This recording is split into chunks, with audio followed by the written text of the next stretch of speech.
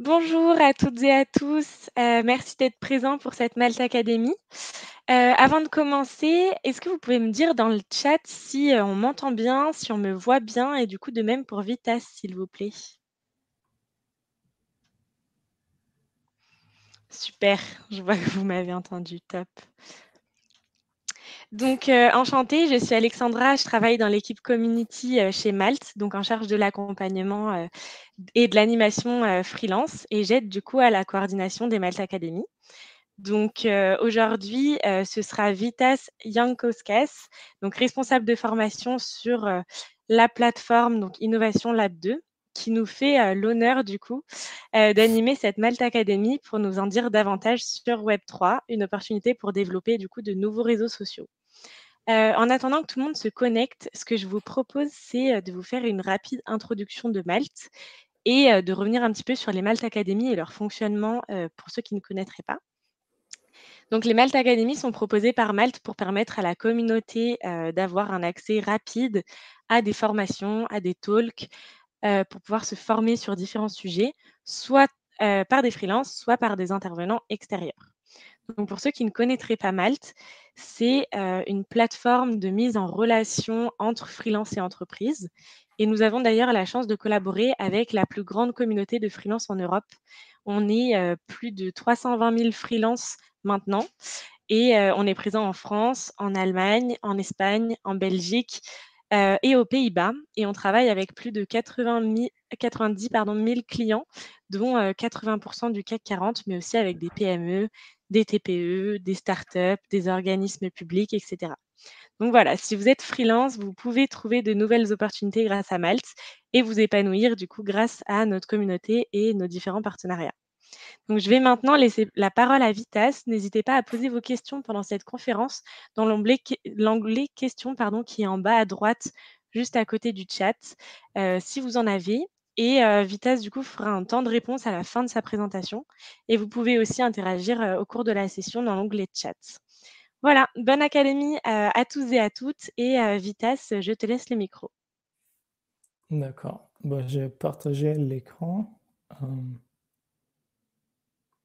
Alors, voilà. Est-ce que vous voyez bien mon écran? En espérant, parce que je ne vois pas le chat. Parfait. Donc, juste une seconde. Alors, donc je m'appelle Vitas Jankauskas. Je suis designer à la base, designer numérique. Donc, je travaille un peu avec le code créatif, mais j'ai fait également des formations.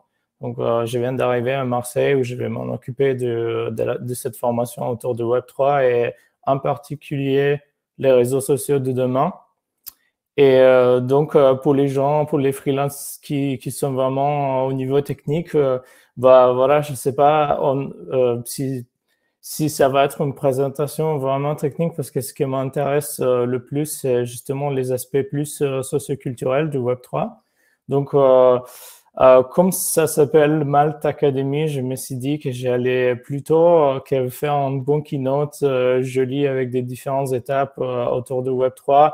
Bah, je vais quand même introduire un peu les différents concepts et les différents tokens, ce qu'on appelle les tokens.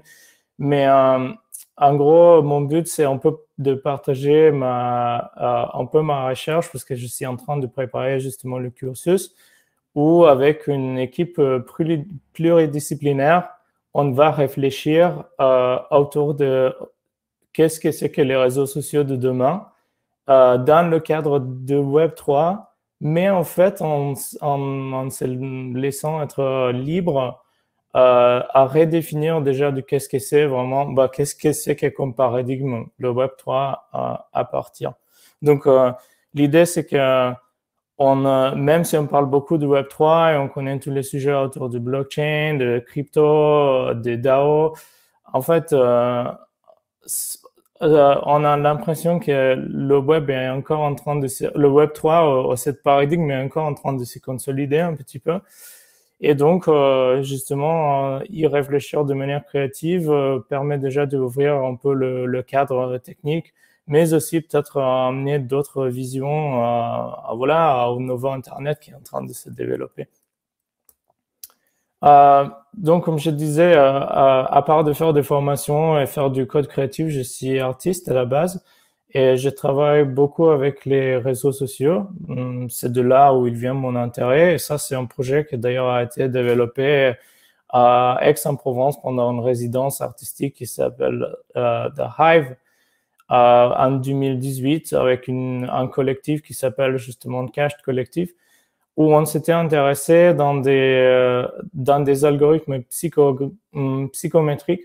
Donc, justement, des algorithmes qui, à partir de données sur les réseaux sociaux, à partir de posts publics, de votre manière d'écrire, arrivent à identifier des profils commerciaux et cibler des gens selon leurs préférences voilà, des consommateurs. Donc, on a fait cette espèce d'expérience. On a un miroir interactif installé dans une chambre d'hôtel où une fois vous vous inscrivez à l'hôtel, vous le bookez. À l'arrivée, le miroir vous salue et commence justement à ressortir de différents posts de vos réseaux sociaux, donc surtout Facebook et Twitter. Et ensuite, en se basant sur ça, elle commence à vous saluer, à dire qu'elle est très contente de vous connaître. Donc, c'est une espèce on pourrait dire que c'est une chambre qui vous parle, en fait. Et au bout d'un moment, il commence aussi à dire des choses sur lesquelles vous pouvez vous améliorer pour devenir une meilleure version de vous-même et pour entrer encore mieux dans le cadre de ciblage des différents profils de consommateurs établis par des plateformes, des réseaux sociaux. Voilà. Et également, donc ça c'est que de certains projets qui ont un peu le lien avec ce de quoi on va parler aujourd'hui, mais en 2018, on a aussi développé un projet qui s'appelle Domestic Media, donc c'est un média domestique aux réseaux sociaux domestiques qui, à travers des objets, essayait d'interroger des différentes fonctions et des différentes interactions qui ont été créées en fait par des réseaux sociaux, donc des interactions plutôt sociales et socioculturelles qui n'existaient pas avant en fait. Et donc par exemple, on a travaillé sur 3 réseaux sociaux, donc Facebook, Tinder et Instagram. Et pour chaque réseau social, on a créé un objet spécifique. Et cet objet en particulier, c'était donc une abeille connectée sur votre profil Facebook qui vous permettait de choisir une personne d'intérêt, donc un ami à vous, et qui suivait à chaque fois que cette personne revenait en ligne. Donc, c'était un peu un projet qui essayait de manière critique, mais aussi un peu satirique, voir des espèces d'interactions qu'on a avec des réseaux sociaux et comment est-ce qu'on interagit à travers le médium digital. Donc, en parlant du Web3, voilà, pour ceux j'imagine que certains de vous connaissent déjà pas mal de sujets autour de Web3, mais juste pour vous donner un petit aperçu d'introduction. Donc, Web1, c'était les sites HTML qu'on pouvait consulter, mais sur lesquels on ne pouvait pas intervenir. Et le Web 2, c'est encore l'âge des plateformes où des plateformes centralisées vous permettent de créer du contenu. Mais ensuite, à partir de ces contenus, vous pouvez justement, à partir de ces contenus, ils peuvent prendre vos données et ensuite voir quel type de personne vous êtes, qui rentre encore dans les projets artistiques dont je viens de parler. Et le Web 3, voilà, on rentre dans un monde blockchain encore plus complexe que le Web 2. En fait, j'y ai pensé aujourd'hui qu'il y a quelques années, on avait du mal à expliquer à certains gens qu'est-ce que c'est déjà un algorithme de base, alors que maintenant, avec le Web 3, on doit parler des wallets, des NFT, des DAO, des différentes choses, déjà essayer d'expliquer qu'est-ce que c'est que le blockchain. Et donc, voilà, donc on est dans tous ces nouveaux mondes qui est intéressant à explorer, qui donne des opportunités, mais qui pour le moment est assez volatile. Et c'est ça justement qui m'intéresse le plus en ce moment en regardant les différents aspects du Web3 qui sont en train de se construire. Donc, ça, c'est une autre version de Web3 ou une autre explication. Donc, Web 1, c'était Google, c'était en gros voilà des sites qu'on pouvait consulter. Ensuite, il y a Mark Zuckerberg qui est arrivé et qui a pris nos données et qui les a vendues cher. Et maintenant, le Web 3 sont des plateformes qui sont décentralisées, au pseudo décentralisées pour le moment. Qui promettent d'être gérés par des gens particuliers, donc sans intermédiaires, sans des grandes entreprises, sans des corporations, et qui justement ensuite essayent de monétiser sur votre espoir que ce soit vraiment le cas et vraiment la manière d'interagir. Mais ça, c'est pour l'instant. Ça ne veut pas dire que ça ne va pas se développer dans quelque chose de plus robuste et plus sain. Donc voilà, pour le moment, il nous semble que justement derrière le blockchain, c'est vraiment la monétisation qui stimule en fait les plus grands développements. Moi, je viens de la communauté des artistes, donc les NFT en fait qui ont créé toute une base et qui ont divisé même la communauté elle-même, justement, les gens qui soutiennent les NFT, les gens qui essaient d'en faire, les gens qui sont arrivés à vivre de ça et d'autres qui ont refusé, qui ont dit que voilà que ça posait des risques, justement, que ça posait des risques économiques, mais aussi que ça apportait des dents à la planète et tout ça, tout ça. Donc voilà, donc en fait, de l'autre côté, on parle justement de plus en plus, et c'est ça d'ailleurs ce qui est arrivé avec les NFT, c'est qu'on parlait au Web 1, on parlait du cold call scam, c'est où les gens vous appelaient et ils essayaient de vous vendre un produit faux. Ensuite, le phishing pour le Web 2, où ils essayaient d'avoir votre adresse mail pour vous se connecter sur votre compte bancaire, votre réseau social, et voler des données, voler de l'argent. Et maintenant, avec le Web3, on a déjà les rug pulls où en fait, c'est surtout avec les cryptos, mais également avec les NFT. En fait, ils essayent justement, ils créent du buzz et ils essayent de faire les gens venir et mettre de l'argent là-dedans pour augmenter la valeur du crypto. Et ensuite, tout le monde part avec l'argent et vous n'avez plus rien. Donc, comment ça marche déjà à la base? Parce que voilà, comment ça marche le Web3? Donc, il y a le blockchain qui se divise en ce moment en deux principes de travail. Donc, c'est preuve de travail et preuve d'un jeu. Et donc, déjà, qu'est-ce que c'est qu'un blockchain? On pourrait dire c'est en fait, on appelle ça un ledger, mais on pourrait dire que c'est une base de données qui est décentralisée. Donc, chacun de nous qui participe dans le blockchain a une copie de cette base de données. Et ensuite, chaque fois quand il y a une nouvelle donnée, une nouvelle transaction, elle garde aussi le lien avec la transaction précédente. Et donc ça crée, en fait, c'est comme une chaîne de vélo, si vous voulez, c'est un bon exemple. Quand le petit bout de la chaîne est connecté au prochain bout, et comme ça, on sait justement à quel point la transaction a été faite, et tout le monde, comme c'est ouvert, tout le monde peut la consulter. Donc, il y a deux types justement de augmenter ou de contribuer à la blockchain, c'est preuve de travail et preuve d'un jeu. Et le preuve de travail, vous connaissez déjà un petit peu, c'est donc tout le monde qui parle de crypto mining. Donc, c'est quand vous sacrifiez de l'électricité ou quand vous utilisez l'électricité justement pour augmenter la sécurité en blockchain. Et ensuite, à partir de là, justement, vous recevez des cryptos en retour. Donc, tout à la base, c'était plein de gens qui faisaient du mining dans leur maison. Maintenant, par exemple, le Bitcoin est devenu tellement grand qu'il faut des factories, des fabriques énormes pour miner des cryptos. Et ça, ce sont des images qui viennent justement, avant de venir en France, j'ai travaillé en Chine.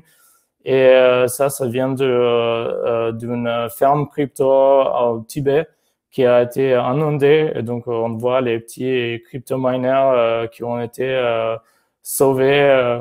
Peut-être certains d'eux ne marchent plus. Et à droite, C'est des Tibétains qui travaillent dans ces cryptofirmes et c'est une image assez idyllique où on voit bien qu'il y a quelqu'un avec des fleurs. On pense que ce sont des fleurs, mais à la fin, ce sont des petits câbles pour connecter des mining rigs. Voilà.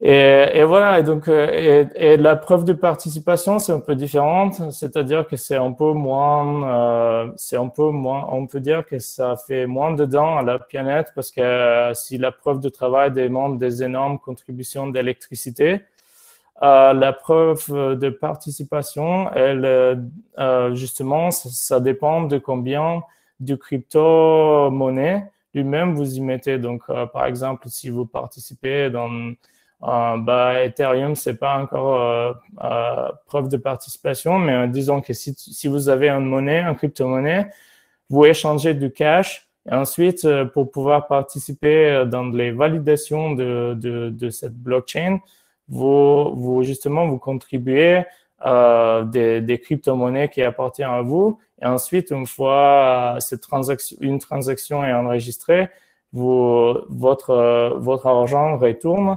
et vous prenez encore plus de crypto-monnaies pour justement avoir correctement validé une transaction et vous l'avez inscrit en blockchain. Voilà, et ensuite, donc, tout revient dans crypto. Et donc, si blockchain est en forme de fonctionnement de Web3, crypto, en fait, ce sont des sortes de tokens. Donc, si vous pensez qu'il y a un système fiscal d'aujourd'hui, c'est une manière d'échanger des valeurs, alors les cryptos, c'est l'argent, en fait. Et pour ce, donc je vais pas rentrer trop en détail parce que comme vous voyez, j'ai déjà du mal à expliquer des certains concepts parce que blockchain c'est assez voilà, l'internet il devient de plus en plus complexe. Mais en fait, il y a une vidéo assez super pour ceux qui parlent anglais. Donc ça s'appelle The Line Goes Up, le problème avec les NFT. Ça dure 2 heures, mais je le recommande vraiment parce que ça parle pas que des NFT. Justement, ça part de crise fiscale en 2008 et la réponse qui est arrivée après, donc les crypto-monnaies et les blockchains. Et ensuite, ça continue pour vous montrer des différentes étapes de comment les cryptos se sont développés, comment les NFT sont arrivés, jusqu'aux jeux vidéo Web3 etc., avec un regard assez critique. Mais très très clair. Donc voilà, c'est une vidéo que je suggère vraiment pour ceux qui n'ont pas vu. Et donc voilà, et à partir du crypto, ensuite vous avez des différents types de tokens, donc DAO qui sont des organisations autonomes décentralisées, où en fait les gens, au lieu d'avoir une corporation, les gens peuvent s'unir entre eux, mettre de l'argent dedans et ensuite prendre des décisions collectives. On peut voter, on peut discuter, justement, c'est de l'autogouvernance en communauté. DeFi, c'est de finances décentralisées qui, voilà, je suis pas expert en DeFi, mais DeFi, c'est justement, de nouveau, c'est une manière décentralisée c'est une prochaine étape de FinTech, en fait. Ça permet de nouveau d'échanger des valeurs et de créer des contrats. De nouveau, on rentre dans le langage technique de la blockchain.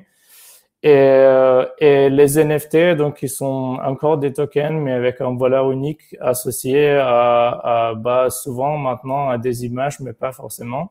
Donc, à des œuvres uniques, on pourrait dire, et c'est pour ça que ça marche très bien pour l'art. Et ensuite, il y a ce concept du métavers qui vient d'être introduit un peu par Mark Zuckerberg et par Meta, mais qui n'est pas très clair où il se situe. En fait, si c'est pas très clair de qu'est-ce que c'est que le Web3, en fait, le métavers, c'est encore moins clair. Donc, justement, en fait, je vais en parler tout de suite, mais en fait, métavers, donc, il incorpore un peu de tout. Il a la potentialité de mettre les DAO dedans. Il parle déjà fortement des NFT et le défi, c'est un peu le processus à travers lequel les transactions s'organisent à l'intérieur du métavers. Mais est-ce que le métavers va justement être juste une deuxième version un peu plus efficace de Second Life? Ça, on ne sait pas encore et pour le moment, c'est un peu, en fait, on n'a pas vraiment compris ce que ça va donner, mais on parle beaucoup parce que c'est de nouveau un moyen de peut-être investir et d'avoir des retours. En parlant de DAO et défis, vite fait, un projet que j'aime bien et que j'ai découvert déjà il y a une année, c'est un projet qui s'appelle Cercle, qui est à Berlin. Et donc, c'est une DAO, un peu un DAO décentralisé, mais qui a tout un système de finances décentralisé à l'intérieur aussi, où justement, les gens, c'est revenu universel de base, mais en crypto, en fait, qui a été introduit par une organisation autonome et qui permet aux gens de partager leurs connaissances. C'est-à-dire que quand vous vous enregistrez, et pour le moment ça marche qu'à Berlin, vous appartenez à un cercle de personnes avec lesquelles vous partagez ce que vous savez faire. Par exemple, je ne sais pas si vous êtes designer comme moi, vous pouvez leur faire du graphisme, du UX. Et en échange, vous avez un propre crypto-monnaie à vous. Donc, chaque personne a une crypto-monnaie qui monte en valeur en se basant sur le fait du combien cette personne contribue au réseau. Et en échange ensuite avec soit avec les crypto-monnaies, soit avec des collaborations physiques, vous augmentez la valeur de toute la blockchain principale de Circle et ça augmente la rémunération par personne. Donc c'est l'idée vraiment d'expérimenter avec la revenu de base, mais dans le cadre de Web3. Ensuite, vous avez les NFT. Comme je expliquais, les NFT sont des tokens comme les cryptos, mais avec une valeur unique. Et là, il y a eu tout en base, surtout aux États-Unis, comme quoi vous avez maintenant plein de JPEG qui se vendent à des millions. Moi, personnellement, je suis un peu sceptique sur ce fait-là parce que on n'a pas forcément augmenté la valeur artistique des choses. Et même s'il y a des plateformes alternatives comme par exemple Hic.et.Nunc où les artistes échangent des œuvres d'art de assez bonne qualité, on peut trouver des choses bien, mais toutes les plateformes un peu principales sont généralement on a des petits dessins qui je sais pas en fait même comment les décrire de valeur artistique, mais je vais pas juger justement pendant cette présentation. Mais on voit que le buzz, il est déjà en train de se terminer. Après, qui sait? Donc ça, c'est un graphe d'aujourd'hui et qui montre un peu comment pendant l'année les NFT ont boomé à un certain point en fin de 2021. Et là, elle revient. Il y a toujours pas mal de ventes. Mais cette folie générale des NFT est un peu en train de disparaître. Et donc, on a toujours des investissements, on a toujours des échanges et on a toujours, c'est devenu en fait, surtout dans les domaines des artistes qui travaillent vraiment un peu fort, qui y croient en fait dans cet échange digital de valeur.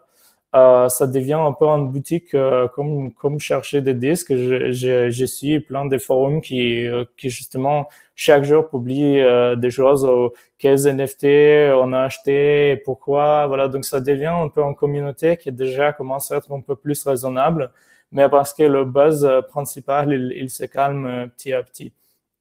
Et pour tous ceux qui veulent suivre un peu les questions autour des NFT de manière critique, mais pas seulement des NFT, mais en fait, ça parle de blockchain en général, ça parle des DAO.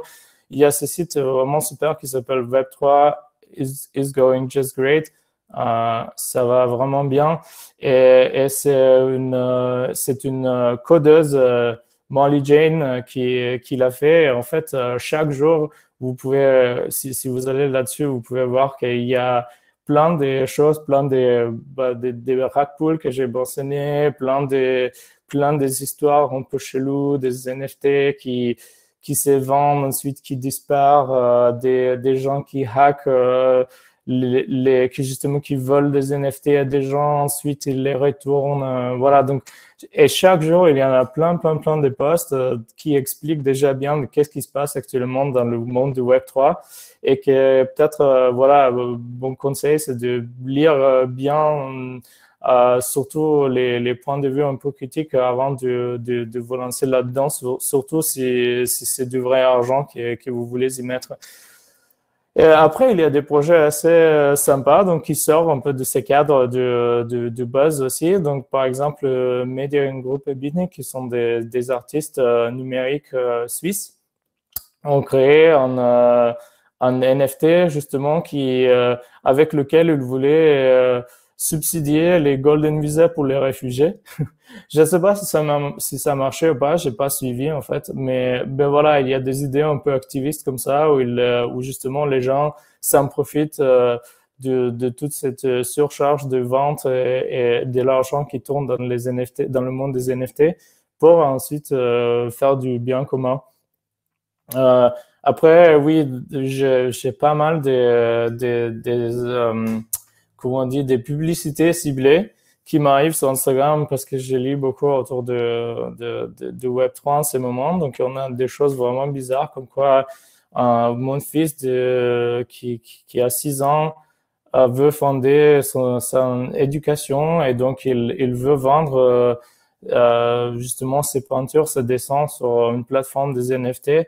Moi, je me demande, il y a plein de gens qui ne comprennent pas encore ce que c'est qu'un NFT et comment on fait pour minter un NFT. Mais par contre, un fils de 6 ans, il est déjà prêt et il pense déjà à 6 ans sur son éducation. Donc voilà, vous avez plein de ciblages, plein de publicités qui créent cette base. Même si derrière beaucoup de plateformes, à part de ceux qui marchent déjà vraiment, il n'y a pas grand-chose pour l'instant. Et après, voilà, vous avez d'un côté, vous avez les gouvernements bon, ça c'est une situation sur laquelle on ne va pas trop commenter peut-être, mais en fait, donc il y a le gouvernement ukrainien qui hésite. Ça c'est il y a quelques jours, je crois. Ah non, ok, il y a déjà 2 semaines. Mais ils hésitent justement à publier des NFT pour fonder les armes, mais aussi les missions humanitaires en Ukraine. Et de l'autre côté, il y a des gens d'ailleurs, je suggère aussi Kyle McDonald, qui à la base est un artiste numérique très connu, mais qui a fait toute une recherche sur l'impact du charbon des cryptos. Et justement, il a fait toute une recherche avec des scientifiques qui lui a duré 2 ans. Et là, elle vient de publier. En fait, c'était pas très un projet artistique, mais qui a été reconnu par plusieurs justement chercheurs qui travaillent dans le domaine. Après, vous avez des projets qui expérimentent justement de ce que peuvent être un NFT. Donc, ce sont justement Lifeforms. Par exemple, fait par Sarah Friend, qui d'ailleurs va intervenir dans le lab qu'on va mener à la plateforme. Elle a créé des espèces de NFT qui, en fait, après un peu de temps, meurent. Donc, ce sont des formes de vie, comme elle les appelle, on dirait une espèce de Tamagotchi, qui en fait, qui permettent, qui appartiennent aux gens, donc on les génère, et elles augmentent en valeur le plus on arrive à les faire vivre. Et si elles sont mortes, on a perdu le NFT. Donc, il y a déjà du contenu un peu plus intéressant et plus modulaire qui rentre en fait dans le fonctionnement d'un NFT et qui peuvent être ensuite voilà qui peuvent donner d'autres points de vue sur qu'est-ce que c'est qu'en fait ces formats à part d'être un format pour justement consommer, acheter qui est clair déjà à la base. Voilà. Et donc à partir des NFT, on va justement dans l'idée de qu'est-ce que c'est que le métavers. Et donc, il y a déjà plusieurs. Est-ce que ce sont des métavers? C'est une bonne question. Mais il y a plusieurs plateformes décentralisées par exemple Sandbox, qui permettent justement d'acheter du terrain, de vivre en une espèce de second life à nouveau. Ils ont différentes couches de graphiques, ils ont différentes manières de se comporter. Donc, mais à la base, tout comme d'habitude, en fait, le Web3, le principe du Web3 pour le moment, et c'est ça qui le rend un peu, on pourrait dire, expérimental, mais aussi bien risqué, c'est que tout, pour l'instant, semble d'être basé effectivement sur l'argent. Donc, il y a des idées, mais même quand vous regardez les jeux vidéo, voilà, ces plateformes de Second Life, la première chose dont on parle, c'est justement les cryptos et comment il faut investir des cryptos et comment ensuite vous pouvez vendre vos terrains, je sais pas, vos entités sur les jeux vidéo pour ensuite gagner des sous. Et ça change en fait le format parce que si vous réfléchissez aux jeux vidéo d'aujourd'hui, ben, il y a toujours des plateformes qui échangent l'argent pour des biens, voilà, pour des biens dans les jeux. Mais par contre, le plus, justement, le sujet sur lequel on appuie le plus en essayant de vendre un jeu, c'est le scénario, ce qui a travaillé dessus, quel studio l'a fait. Et alors que maintenant, ça part vraiment du point de vue commerce, argent, marketplace, qu'est-ce qu'on peut faire, comment est-ce qu'on arrive à gagner de l'argent et donc c'est tout basé sur voilà sur qui justement est le premier à acheter. Bah il y a plusieurs personnes qui l'ont renommé comme un Ponzi scheme, donc justement un schéma à pyramide. Mais voilà, mais de nouveau c'est comme avec les NFT, ça se trouve qu'avec le temps ça va consolider dans des plateformes dans lesquelles on pourra vraiment réfléchir à de nouvelles manières de vivre, d'interagir les uns avec les autres, qui sait. Mais pour l'instant, voilà, pour l'instant, c'est un peu controversiel. Et également, voilà, Mark Zuckerberg, il a introduit le métavers qui est pas très clair. Donc, il rentre un peu dans tous ces cadres de décentralisation parce qu'il y a déjà, voilà, des plateformes comme Sandbox et Decentraland. Il promet que, donc, maintenant, en réalité virtuelle, on va avoir des rendez-vous, qu'on va acheter des NFT, justement, qui vont être des baskets de la Nike. Et donc, bah, déjà, ça, c'est un point assez intéressant parce que j'ai, le fils de mon copain qui a 8 ans. En fait, il m'a expliqué que, par exemple, pour lui, acheter un NFT de basket Nike, c'est beaucoup plus, en fait, important qu'acheter des baskets Nike dans la vie réelle parce qu'il dit que dans la vie réelle, dans le village où il habite, il y a peut-être 100 personnes qui vont voir ces baskets, alors que dans le métavers, il y en aura 10 000 peut-être. Donc voilà, on a des différentes manières de réfléchir autour du même sujet. Mais par contre, oui, est-ce que ça apporte quelque chose de nouveau? Encore, c'est à voir en fait. Et si on réfléchit de nouveau au Second Life, on a eu dans le Second Life, ouais, ça c'est il y a quoi? Il y a 15 ans. C'était exactement pareil. C'était un peu moins de millions parce qu'à l'époque, ouais, on n'avait pas encore généré autant de profits pour les plateformes du Silicon Valley. Mais IBM était également parti et Cisco d'ailleurs à construire des bâtiments dans Second Life et de faire des conférences là-dedans et d'investir et de dire que voilà, ça c'est le futur de justement à l'époque c'était cyberspace, maintenant c'est metaverse. Mais enfin, on sait très bien pourquoi les gens qui s'en souviennent, qui ont joué au Second Life, on sait très bien pourquoi on allait au Second Life. C'était pas vraiment pour participer à des conférences de l'IBM, ça c'est sûr. Voilà. Et après, ce qui est intéressant, c'est que donc tout est lié aux valeurs et il y a de nouveau plein de rug pulls, plein de scams qui départent. Et donc ça, c'était assez intéressant parce que c'était Meta Token. En fait, ça avait donc Meta quand ils ont changé du nom, il y a eu toute une campagne qui a commencé à vendre des tokens pour le metaverse de Facebook.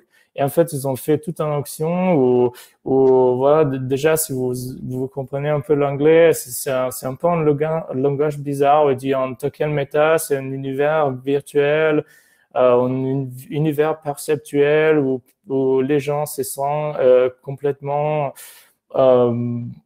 mental. Donc, même en anglais, c'est un langage bizarre. Et en fait, ça a été diffusé sur Facebook et sur Instagram principalement.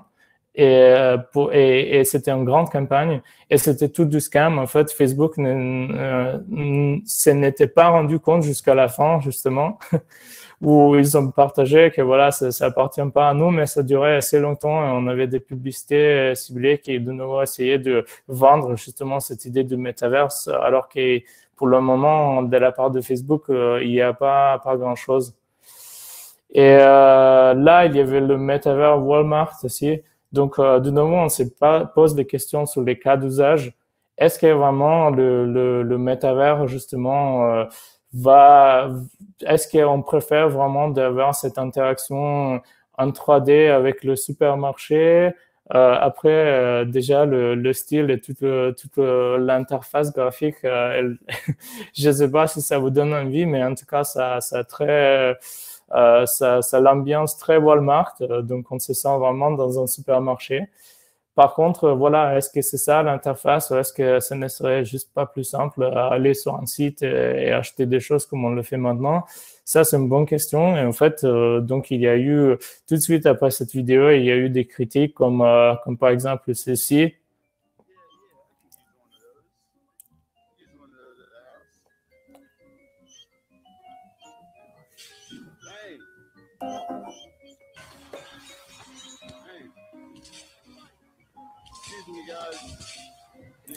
For my kids.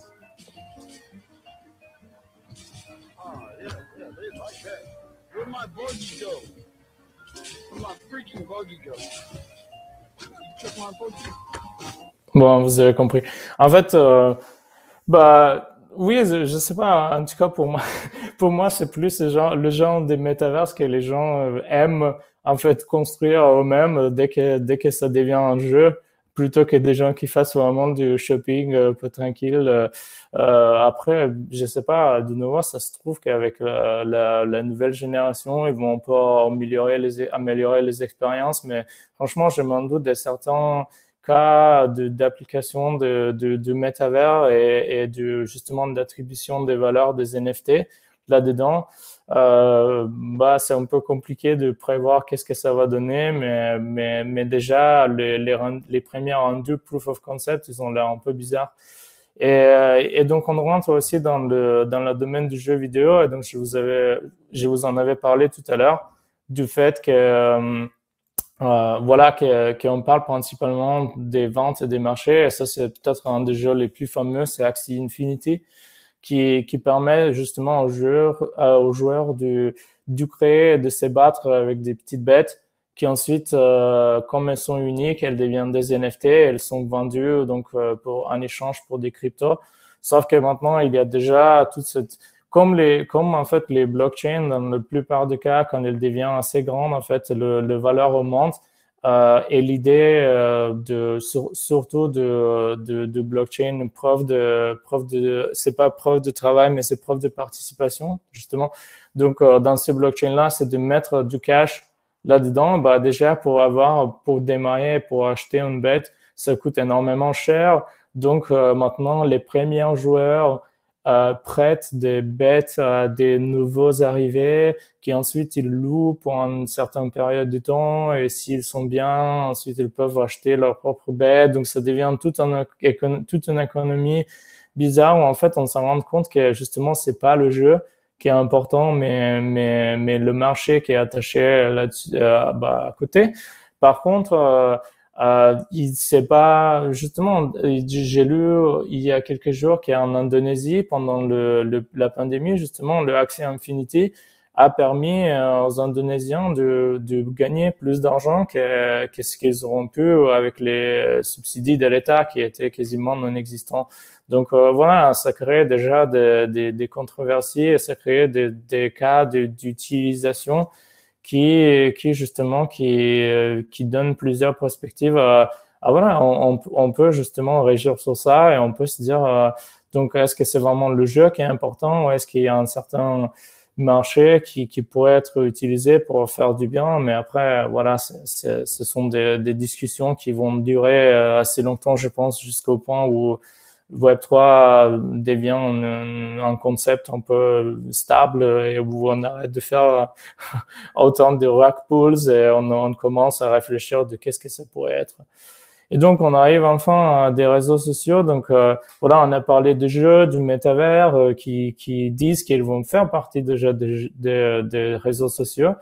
Mais c'est quoi en fait un réseau social décentralisé? Donc, déjà, il y a des exemples de cas. En fait, avec les réseaux sociaux, c'est un peu plus compliqué parce qu'il y a des versions un peu intermédiaires. Donc, si Web3, il parle de décentralisation complète et des cryptos, en fait, les réseaux sociaux ont déjà des espèces de cas d'applications qui sont un peu entre les deux. Ça s'appelle par exemple des réseaux fédérés. Donc ça, c'est Darius Kazemi, un artiste codeur qui a créé un réseau social à lui, qui est basé sur une fourche GitHub de Mastodon. Si vous savez pas ce que c'est qu'une fourche de GitHub, vous inquiétez pas. Mais en gros, on pourrait dire que c'est une mini-copie d'un réseau social qui s'appelle Mastodon et qui est un peu basé sur le concept du Twitter. Et donc, lui, il a créé un réseau social qui est pour ses amis, qui est limité à 100 personnes.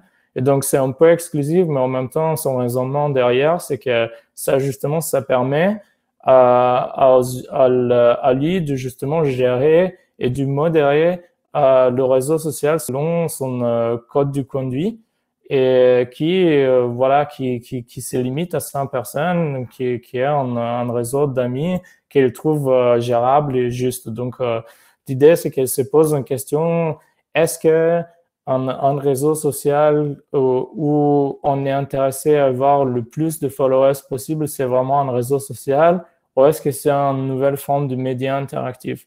Donc, est-ce que publier du contenu pour avoir des likes, est-ce que ça fait vraiment partie d'une expérience d'un réseau social, ou est-ce que c'est implémenté parce que voilà, ça fait du bien aux plateformes et ça nous rend un peu addict, voilà. Donc, il a plein de réflexions comme ça et lui aussi, il va intervenir dans la formation. Et d'ailleurs, il va parler justement, ça va être en anglais, mais le vendredi 25 mars, on va faire une inauguration de Lab 2 où on va justement discuter des réseaux sociaux alternatifs et Darius va se connecter pour nous parler de ce qu'elle a fait, mais aussi des études de cas qu'elle aime bien et d'où les réseaux, en fait, de la direction où les réseaux sociaux sont en train de se diriger. Ensuite, on a Scuttlebot, donc ça c'est aussi un réseau social et aussi un protocole de décentralisation. Donc ça c'est vraiment un peer-to-peer qui a été créé par Dominique Tarr. C'est quelqu'un c'est un développeur de Silicon Valley qui est rentré en Australie.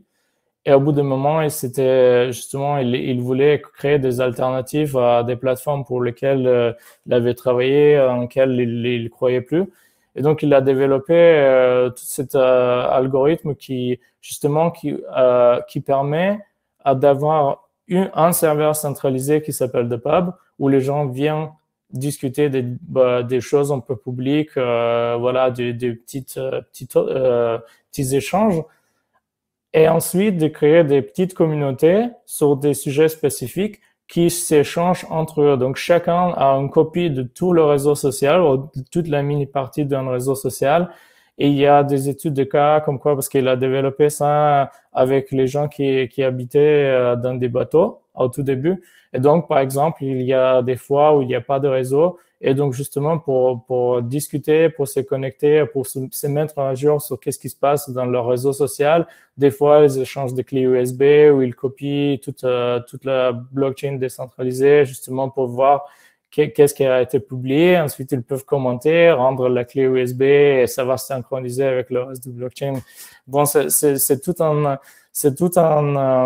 approche qui est assez intéressant, qui ne va jamais être d'une grande échelle, mais déjà, ça amène une question. Est-ce que vraiment l'Internet du futur doit tout être en grande échelle ou est-ce qu'on ne peut pas se focaliser sur des communautés en question et communautés précises? Et en fait, si vous regardez déjà qu'est-ce qui se passe un peu dans les réseaux sociaux d'aujourd'hui décentralisés, vous avez déjà plein de solutions. Donc voilà, vous avez un Planetary qui dit que c'est un réseau social décentralisé pour les communautés. Je l'ai essayé, il y a un peu du monde, mais ça reste quand même un peu entre les geeks. Il y a tout un nouveau réseau social qui est en train de se construire qui s'appelle Républicain et c'est en France. Et là, c'est basé vraiment sur la privacy.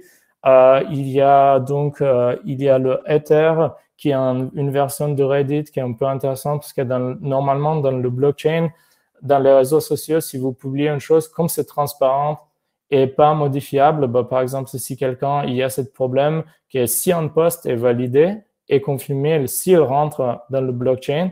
Et donc, par exemple, imaginez que quelqu'un donc a validé un post où bah, je sais pas, une personne a envoyé une photo de vengeance de vous nu, bah ça va jamais plus être enlevé du blockchain. Et donc, par exemple, avec Ether, ce qui se passe, c'est ils ont aussi des communautés qui permettent d'élire des modérateurs entre eux qui gèrent les petites communautés. Donc, un peu comme Reddit, mais qui, justement, éprouvent le post avant de les publier et qui se sentent un peu, voilà, obligés d'être honnêtes parce qu'il y a toute la communauté qui y croit. Et ensuite, on a un district, donc ça, c'est juste quelques exemples, hein, il y en a beaucoup plus. Et il y a District qui a un réseau social aussi qui permet de vous connecter au lieu de gérer toute cette question, je n'en ai pas trop parlé, mais des wallets, des crypto-monnaies, de s'enregistrer sur Coinbase et sur toute cette plateforme. Il permet de justement vous connecter avec votre empreinte biométrique qui est déjà anonymisé par Apple, tout ça. Bon, donc voilà, il y a des exemples, mais pour moi, la question, elle reste, pourquoi en fait ces réseaux ne sont pas populaires? Est-ce que parce qu'ils sont nouveaux? Bah, peut-être dans le cas de Républicains, par exemple. Pour les autres, en fait, ça reste généralement des petits réseaux de communautés, mais par contre, dans leur langage de proposition, ils disent que non, on veut connecter de plus en plus de gens.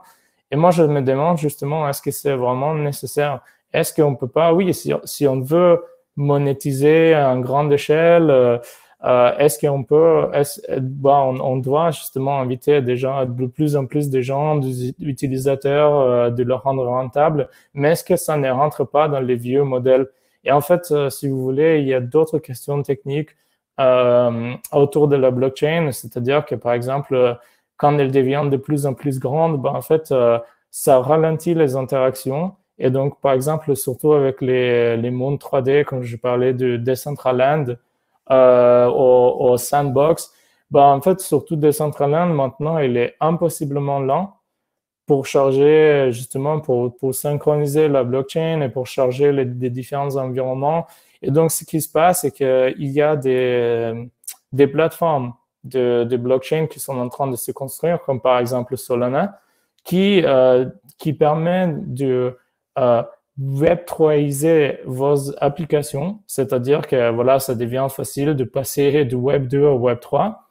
Mais par contre, ce sont des blockchains qui sont décentralisées à l'intérieur d'une plateforme qui s'appelle Solana.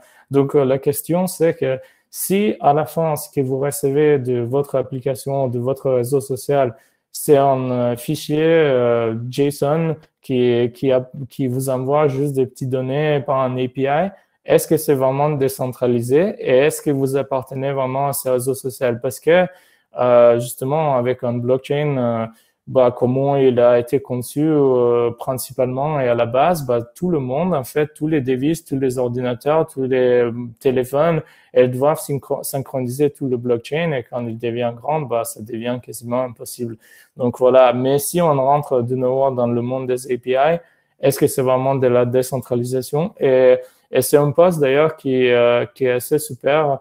Encore pour ceux qui lisent l'anglais, c'est Moxie Morlandspike, qui est le fondateur du Signal, qui a écrit sur ses premiers points de vue sur le Web3, où justement on parle du fait que pour l'instant, il lui semble que la décentralisation n'est pas vraiment décentralisée. Enfin, et après, donc on s'est dit, OK, il y a toutes ces plateformes-là, mais il y a aussi des autres scénarios du futur qui parlent du fait que, par exemple, si on prend le changement climatique, si on s'imagine de certains futurs possibles de quel qui pourrait être un réseau social, donc par exemple, ça c'est un studio pour lequel j'avais travaillé, donc de design fiction, Superflux, qui a récemment lancé un short film qui est ouvert à tout le monde, donc je vous suggère de le regarder.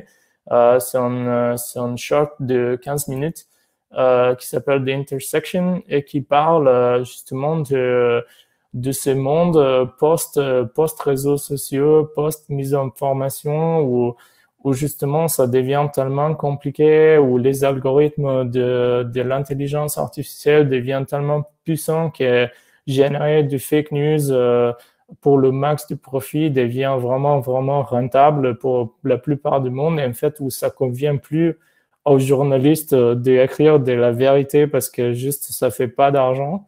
Et à la fin, ça donne un espèce de futur où beaucoup de gens voilà, il y a des réseaux en lesquels on fait vraiment plus confiance. Et donc, les gens, ils commencent à construire des réseaux alternatifs. On peut mélanger avec la nature. C'est un peu, voilà, c'est une vidéo un peu solarpunk, si vous voulez, mais c'est assez intéressant de voir de qu'est-ce que ça pourrait être dans le futur en réseau social si un futur possible devient une réalité, en moins d'une manière. Et après, toute cette vision-là futuriste, peut-être on ne va pas arriver à ces cas exactement précis. Par contre, on peut tirer des idées sur qu'est-ce que certaines interventions sur des technologies peuvent donner. Voilà, et d'autres, un dernier exemple, c'est Projet Liberty, c'est justement, c'est notre partenaire pour la formation qu'on va faire. Et donc, eux, ils sont en train de développer un algorithme qui est plutôt une plateforme. Justement, ce n'est pas un réseau social en soi, c'est qui change déjà un petit peu et qui permet de construire des réseaux sociaux là-dessus et qui permet aussi aux gens de migrer d'un réseau social à l'autre si par exemple un réseau en question devient plus voilà qu'il suit plus les guides de conduite, s'il y a quelque chose qui ne va plus, donc ça permet justement de bouger d'un réseau social à l'autre. C'est que déjà un peu le cas avec les réseaux sociaux fédérés dont j'ai un peu parlé, mais de manière complètement décentralisée. Donc, c'est l'idée que si vous changez de réseau social, si vous migrez d'un à l'autre, qui est maintenant le plus grand empêche de bouger d'un réseau parce que vous avez tous vos contacts là-bas, il permet justement de changer, d'importer ou de toujours communiquer avec les contacts que vous avez qui sont restés sur les autres réseaux sociaux. C'est assez intéressant. Et après, ils ont un white paper qui explique vraiment bien comment ils envisagent leur framework. Et c'est assez intéressant et assez, je pense que c'est essentiel à consulter pour voir comment en fait les réseaux sociaux peuvent-ils évoluer. Et en gros, ça c'est un peu la dernière chose que je veux montrer, c'est voilà, ça dit que en fait, c'est déjà difficile d'avoir de nouvelles personnes sur un réseau social qu'on ne connaît pas, et plutôt que se focaliser sur des aspects de rentabilisation, vie privée, qui sont quand même importants à la base. Posez-vous la question de qu'est-ce que c'est que les gens veulent vraiment. Est-ce qu'ils veulent devenir fameux, trouver quelqu'un? Donc, c'est vraiment, c'est ce que Darius Kazemi dit aussi, c'est qu'il faut recommencer dans le monde du Web3 à réfléchir sur les réseaux sociaux, surtout de manière sociale. Donc, quelles sont les questions principales qui font les gens choisir un réseau? Et est-ce que être de grande échelle est vraiment une solution pour tout le monde? Et donc, nous, pour la formation, justement, on va essayer de nous focaliser à prendre comme des études de cas des communautés à Marseille. Donc, on va rencontrer un peu des gens et demander comment ils utilisent des réseaux sociaux actuels, que ce soit des fans de OM ou des pêcheurs, voilà, de toute une scène hip-hop underground à Marseille. On va justement essayer de discuter avec eux, voir qu'est-ce qu'ils utilisent, est-ce que c'est Facebook, est-ce que c'est WhatsApp, pour quelles raisons. Est-ce qu'on ne pourrait pas s'en imaginer des alternatives qui sont vraiment faites pour ces réseaux spécifiques sans le but d'agrandir en échelle? Donc, nous, on a cette liberté de réfléchir à des réseaux sociaux qui ne doivent pas forcément devenir rentables. Et justement, on a utilisé ce moment pour penser à qu'est-ce que ça pourrait être au lieu de ce qu'on a maintenant. Voilà, donc l'Innovation Lab qu'on va faire démarre dans une semaine, 10 jours, dans 10 jours. Donc, je vous invite encore pour le talk de Darius Kazemi qui va être en ligne ouvert à tout le monde. Pour l'inauguration, ça va être le vendredi à 17h, vendredi 25 mars. Et voilà, et c'est tout. Merci.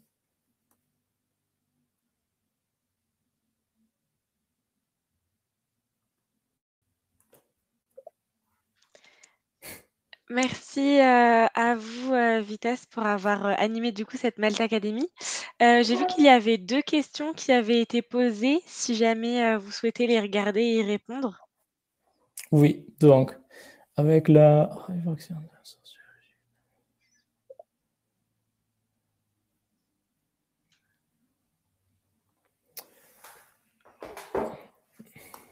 Oui, donc, Mathieu, bah oui, en fait, c'est ça, c'est justement ça dont. Ah, donc il y a des questions et ensuite il y a le chat. Ok.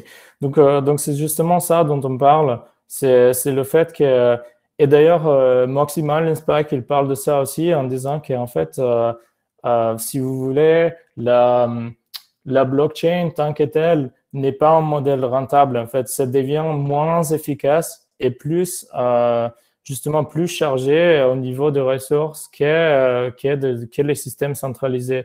Donc, de l'autre côté, ce que ça permet, justement, la décentralisation, c'est de prendre le code. Voilà, ça, c'est le beau, un peu ce qui est arrivé déjà avec les crypto-monnaies. C'est pour ça qu'il y en a autant. C'est que ça permet de prendre le code de quelqu'un d'autre, comme tout est ouvert, et créer tout un concept autour de ça qui appartient à vous. Donc, par exemple, pour le cas des réseaux sociaux, si on garde ça à une petite échelle, pourquoi pas? En fait, ça permet de s'organiser en différentes manières. Mais par contre, oui, le fait que tout l'Internet devient décentralisé avec des blockchains qui tournent partout, oui, c'est assez. En fait, oui, ça va poser des grands problèmes, surtout au niveau des ressources.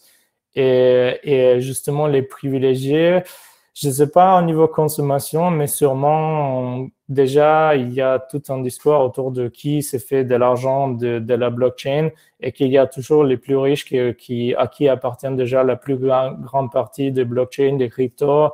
Et ça se consolide justement dans les mondes de peu de gens voilà, qui étaient un peu contre, justement, le contre-argument sur la base un peu conceptuelle de ce qui a été prévu pour le Bitcoin, par exemple. Donc, c'était justement pour échapper les grandes entreprises, les intermédiaires, alors qu'en fait, on s'en rend de plus en plus compte qu'on va en avoir besoin des intermédiaires, puisque maintenant, on est censé faire confiance les uns aux autres de nouveau. Il n'y a plus d'intermédiaires. Mais par contre, on devient justement de plus en plus, on devient de plus en plus, on s'en rend compte qu'en fait, quand on fait confiance les uns aux autres, on a toujours des problèmes de rug pull. On revient à la vieille question de pourquoi existent les institutions de médiation. Voilà. Et chacun des utilisateurs de la blockchain a une copie entière de la blockchain. Ça dépend du type de blockchain. Donc, ça dépend. En fait, il y a des certains où ça synchronise tout le blockchain, justement, sur votre devise. Il y a des certains il y a plusieurs modèles. Il y a des certains qui repartagent entre, donc ça s'appelle, c'est pas threading, il y a un autre mot, sharding, je crois, qui répartage justement entre les différents sous-blockchains pour optimiser le temps de calculation. Voilà. Et là, ok, il y a juste 2 merci.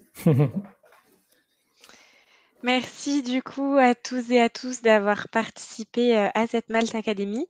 N'hésitez pas à répondre d'ailleurs à l'enquête de satisfaction que vous recevrez par mail du coup suite à cette Malte Academy afin de nous partager ce que vous en avez pensé. Si vous souhaitez voir d'autres Malte Academy sur des sujets variés, n'hésitez pas aussi à consulter notre site du coup maltacademy.com. Je vous partage tout de suite donc le lien. Hop. Super. Moi aussi, je vais partager quelques liens, vite Ok, fait. pas de souci. Voilà, Et, comme ça, vous verrez. et du coup, si vous souhaitez faire comme Vitas et animer une Malte Academy, n'hésitez pas à envoyer votre sujet en cliquant sur le bouton du coup devenir speaker via ce même site. Et Et du coup, si vous n'avez pas vu le début de Malte Academy ou que vous voulez revoir donc tous les autres webinaires, ils sont aussi disponibles sur la page replay de maltacademy.com. Et donc sur ce, merci et à très bientôt pour une nouvelle Malte Academy. Au revoir à tous et du coup, Vita, je vous laisse partager vos liens si vous le souhaitez. Non, non, mais c'est bon, j'ai partagé entre-temps, en fait. Mais c'est OK, j'en ai juste partagé quelques-uns. Voilà, un petit dernier. Puis, vous pouvez me contacter aussi si vous avez des questions par rapport plus spécifiques. Voilà. Merci encore. Passez une bonne fin de journée. Merci.